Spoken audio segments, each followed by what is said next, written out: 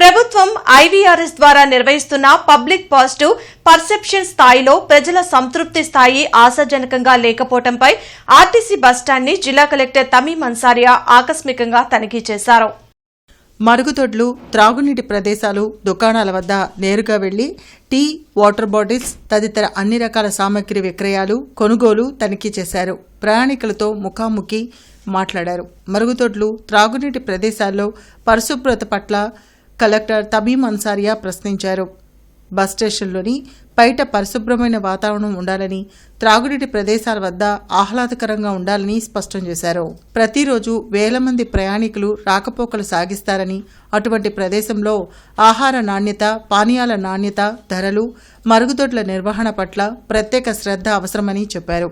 Bus station నిర్వహణ ఉద్యోగి అంకిత భావానికి నిదర్శనంగా ఉంటుందని అన్నారు. ప్రజల సానుకూల దృక్పథం పెరగాలని స్పష్టం చేశారు. అప్పుడే మరింత మంది ప్రయాణికులు పెరిగి ఆక్యుపెన్సీ రేట్ పెరుగుతుందని, ప్రజలకు మంచి సేవలు అందిస్తున్న సంతృప్తి కలుగుతుందని అన్నారు. ఈ కార్యక్రమంలో జిల్లా ప్రజా రవాణాధికారి జి సామ్రాజ్యం సిబ్బంది పాల్గొన్నారు.